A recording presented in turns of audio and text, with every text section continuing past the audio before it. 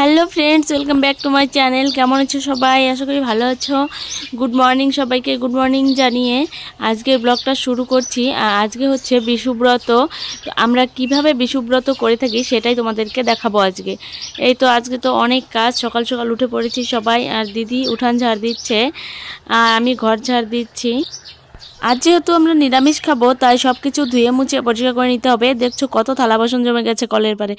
আর ঈশান এখনও ঘুম থেকে ওঠেনি, ও এখনও শুয়ে শুয়ে ঘুমোচ্ছে। আর দেখো ঘুমোতে ঘুমোতে উল্টো হয়ে শুয়ে গেছে। আর তারপর কিছুক্ষণ পর এই 8টার দিকে ও উঠে পড়েছে, উঠে বসে আছে মন খারাপ করে একটু। তারপর মুচকি হাসি দিল।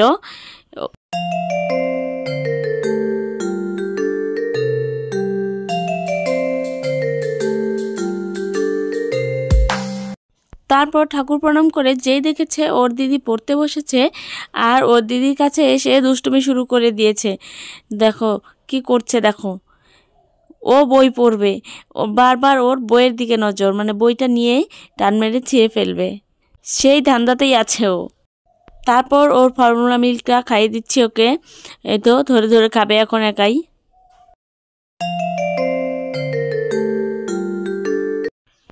তারপর ওর হাত মুখ ধুয়ে নিয়ে এসেছি, তো ক্রিম দিয়ে দিচ্ছি, নাকটাকে একটু উঠিয়ে দিচ্ছি যেহেতু ওর নাকটা একটু বোচা।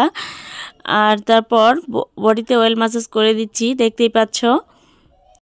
ঈশান ঘুম থেকে উঠে পড়লে ওর পেছনেই আমাকে সময় দিতে হয় 1 ঘন্টা, একদম পাক্কা 1 ঘন্টা সময় লাগে ওর পেছনে রোজ।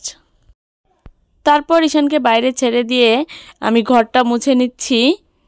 আর তারপর আমি আজকে রান্না করিনি, সকালে মার ঘর থেকে ভাত এনে ওকে খাইয়ে দিচ্ছি। যেহেতু আজকে আমি উপোস আছি আর ঈশানের বাবাও বাড়িতে নেই, তাই একার জন্য আর রান্না করিনি। তারপর ঈশানের খাওয়ানো শেষ করে একটু জল খেয়ে নিচ্ছি। তারপর আমি সব কাজকর্ম সেরে ঈশানকে স্নান করিয়ে নিয়ে এসেছি। যেহেতু ওর একটু একটু ঠান্ডা লাগছে তাই ওর ব্ল্যাঙ্কেটটা গায়ে জড়িয়ে আছে। এখন আমি ওকে ক্রিম আর অয়েল দিয়ে ঘুম পাড়িয়ে দিব। ঈশানকে ঘুম পাড়িয়ে চলে এলাম রান্নাঘরে। মা ভোগ পাক করছে, দেখতে এলাম কতটুকু হয়েছে।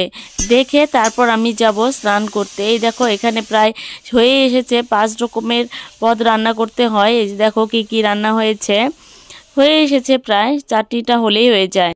তারপর এই দেখো আমিও স্নান করে রেডি হয়ে একদম চলে এসেছি। আর ঈশানও তখন ঘুম থেকে উঠে পড়েছে। তো চলো এখন ঠাকুর ঘরে যাওয়া যাক।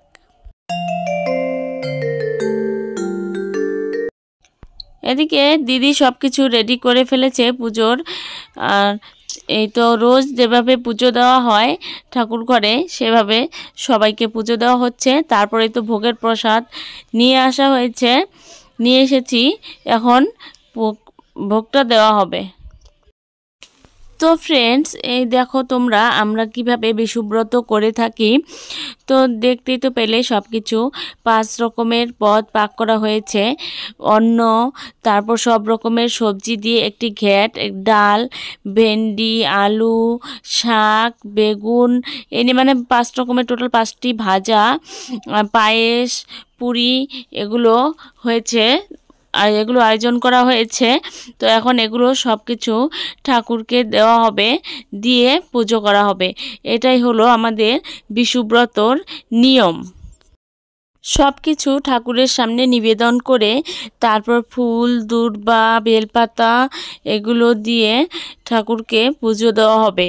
তো এগুলো সব কিছু করলেই যা কিছু বললাম এভাবেই পুজো দেওয়া হয়ে গেলেই তারপর আমাদের ব্রতটা শেষ। তারপর এই দেখো জোকার আর শঙ্খের শব্দ শুনে ঈশান আর বাইরে থাকতে পারলো না। ওদিকে কিন্তু সবাই এসেছে খেলার জন্য, ওদেরকে ছেড়ে ও ঠাকুর ঘরে চলে এসেছে পুজো দিতে। তারপর এই দেখো ঈশানও প্রণাম করছে ঠাকুরকে।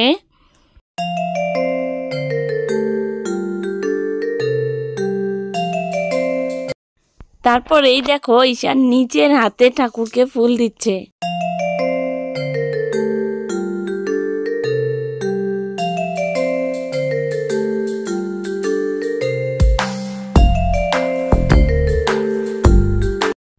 তারপরই তো আমাদের পুজো শেষ হয়ে গেল। তারপর বাইরে চলে এলাম। কিছুক্ষণ পর প্রসাদ এনে তারপর এই দেখো প্রসাদ খাওয়াও শুরু করে দিয়েছি। ঈশানকেও খাওয়াচ্ছি, আমিও খাচ্ছি। তোমরা এখন ভাবছো তো প্রসাদটা খিচুড়ির মতো হলুদ হয়ে গেল কি করে।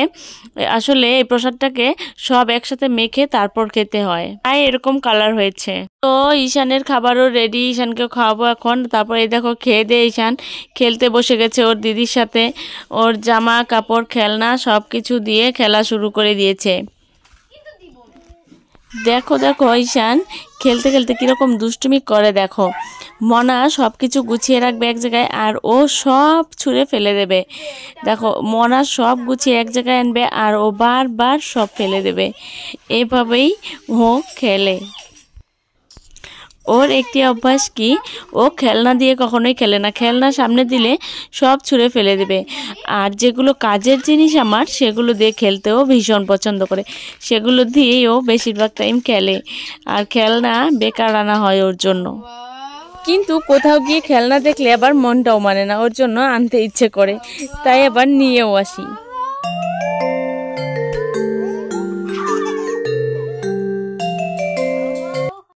তারপর সন্ধ্যার পর হাত মুখ ধুয়ে এসেছি, ধুয়ে ক্রিম টিম দিচ্ছি, একটু ফ্রেশ হয়ে নিলাম, সারাদিন অনেক খাটাখাটনি গেছে।